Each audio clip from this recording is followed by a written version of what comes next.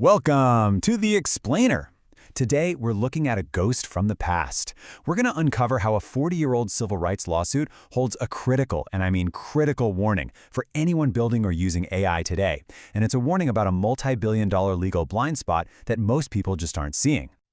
Our story really kicks off with this quote, a warning from someone who has been right here before. He fought this exact same battle decades ago, and he won. And now, he sees it coming back. Okay, so to really get our heads around the danger of modern AI, we actually have to go back in time, all the way back to 1981, and a federal hiring exam called PACE. Now, on paper, PACE was supposed to be completely objective. But in practice, whoa, it created this absolutely staggering disparity. Just look at these numbers. While 76% of white candidates passed, that number drops to just 54% for black candidates, and for Latino candidates, a mere 42%. That's not a gap, that's a chasm. So what was going on?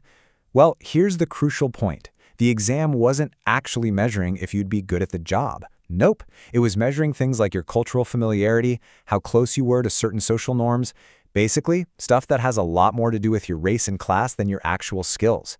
As the source material put it, it was like building a gate with no garden behind it. Okay, so let's fast forward to today. That ghost of that bias test, it's back.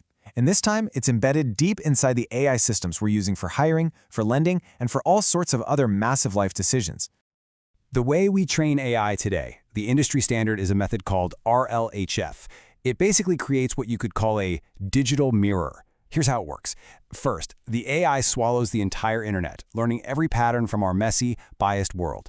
Then, human trainers come in and tell the AI which of its responses they prefer. So the AI's goal becomes just perfectly mimicking what those humans like, including all of their hidden, unconscious biases. You see the problem? It doesn't learn principles. It just learns to perfectly reflect us, flaws and all. And here's what that looks like in the real world. The AI has no clue how to tell the difference between what a company did in the past and what it should have done. It just sees the data. It sees that historically, people with employment gaps got rejected, so it learns to reject people with employment gaps. It doesn't understand context or fairness. It just replicates the pattern with brutal, ruthless efficiency. And this has absolutely devastating consequences. I mean, check this out. One study found that when looking at identical resumes, the AI penalized black candidates with employment gaps almost 3 times more heavily than white candidates.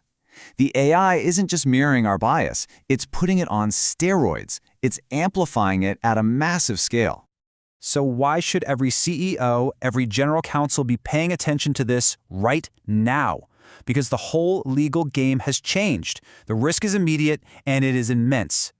Let's talk numbers. This is not some made-up, theoretical figure. This is the potential cost from a single lawsuit over a single AI system.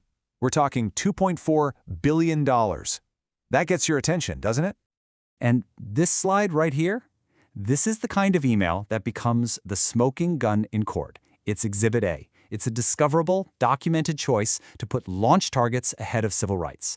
And that little line at the end, the one about good faith effort, that's what turns this from a mistake into an admission of negligence.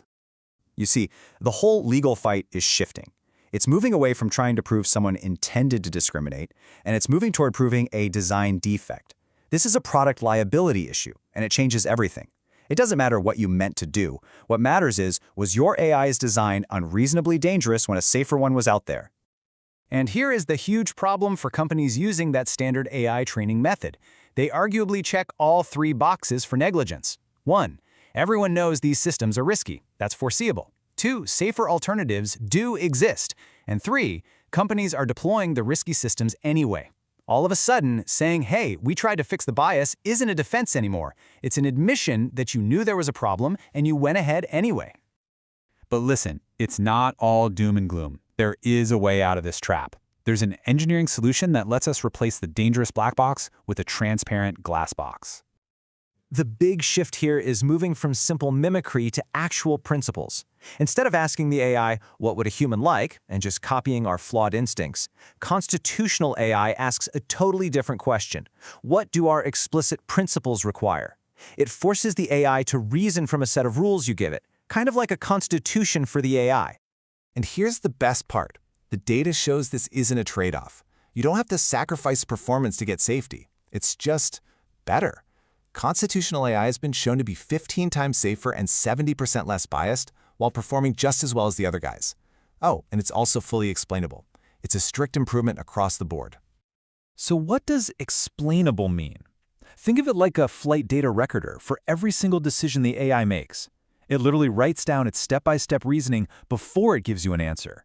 This creates a transparent, auditable trail so you can actually prove that it reasoned from fair principles, not just from biased patterns it found online.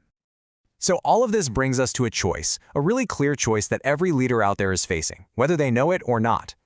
You can stick with the old black box approach, cross your fingers, hope your bias fixes work, and basically just wait for the lawsuit to arrive. Or you can make the switch to the glass box and build a system that's not only legally defensible, but is also morally sound, right from the very beginning. So that's the final question for every leader. Black box liability or glass box trust? The choice, for now, is yours. The real question is, which path will you choose before that choice is made for you?